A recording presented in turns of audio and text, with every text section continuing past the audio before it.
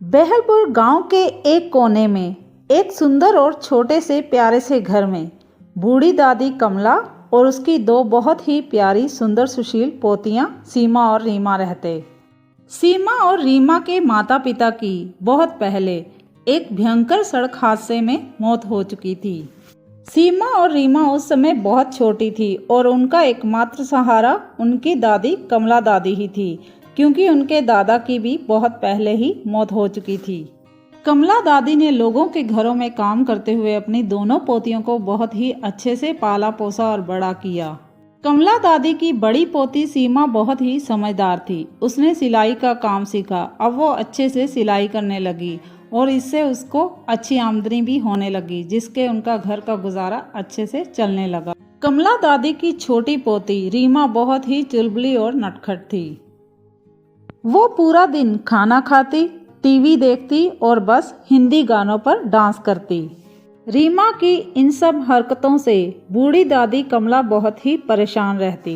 इसी परेशानी के चलते दादी बड़ी पोती सीमा से कहती कि अब वो अपनी छोटी बहन रीमा को भी अपने साथ काम में लगाए, उसे सिलाई का काम सिखाए और घर के छोटे मोटे काम भी करवाए, क्योंकि कल को अगर ये ससुराल जाएगी तो क्या करेगी। पर रीमा की मासूमियत को देखते हुए सीमा दादी को समझाती, कोई बात नहीं दादी, आप टेंशन मत लें, ये धीरे धीरे अपने आप सब कुछ सीख जाएगी। सीमा बहुत ही अच्छे से अपने पूरे घर को संभाल रही थी। घर के कामों के साथ साथ वो अपनी छोटी बहन और दादी का अच्छे से ध्यान रखने के साथ साथ सिलाई भी करती। पूरी रात वो अच्छे से सो भी नहीं पाती। एक दिन कमला दादी की पुरानी सहेली विमला अपनी साड़ी का ब्लाउज सिलवाने के लिए सीमा के पास आई। विमला को कमला की दोनों पोतियां बहुत ही अच्छी लगी। उसने अपने दो जुड़वां बेटों के लिए कमला की दोनों पोतियों का हाथ मांगा, क्योंकि विमला और कमला दोनों पुरानी सहेलियां थी और उनके घर उनका आना जाना था। और कमला उनके बेटों को भी अच्छे से जानती थी। वो बहुत ही अच्छे स्वभाव के मेहनती लड़के थे। कमला ने झट से विमला को अपनी पोतियों की शादी के लिए हाँ कर दी। और कमला ने दिवाली से 2 दिन पहले ही बहुत ही सादे तरीके से अपनी दोनों पोतियों की शादी विमला के दोनों जुड़वां बेटों के साथ कर दी। विमला ने कमला को मन खराब करने से रोका और कहा कि जैसे कि ये दोनों तेरी पोतियां हैं, वैसे ही ये मेरी बहू नहीं 2 बेटियां हैं। मैं इनका अच्छे से ख्याल रखूंगी, तुम चिंता बिल्कुल भी मत करना। कमला की दोनों पोतियां अपने ससुराल जा रही थी।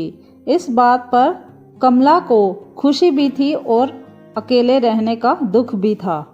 दोनों पोतियां भी बहुत ही मन खराब करते हुए अपने ससुराल चली गई और कमला उसके बाद घर में अकेले रहने लगी और घर एकदम खाली खाली लगने लगा। कमला की दोनों पोतियों के शादी के कुछ दिन बाद एक बहुत ही मासूम और प्यारी लड़की अपनी बेटी के साथ कमला के घर आई। उसके पति की मौत हो चुकी थी और वो अपनी बेटी के साथ अकेले रहती थी और उसके माता पिता भी नहीं थे। वो लोगों के घरों में काम करती और अपनी बेटी का और अपना गुजारा करती थी। उसने कमला दादी को एक कमरा किराए पर देने के लिए कहा। उसकी हालत देखकर कमला दादी को अपने और अपनी पोतियों के पुराने दिन याद आ गए और उसका मन बहुत ही खराब हो गया। तो कमला दादी ने झट से हाँ कर दी। अब कमला दादी के घर पहले जैसी रौनक और खुशियाँ वापस लौट आई।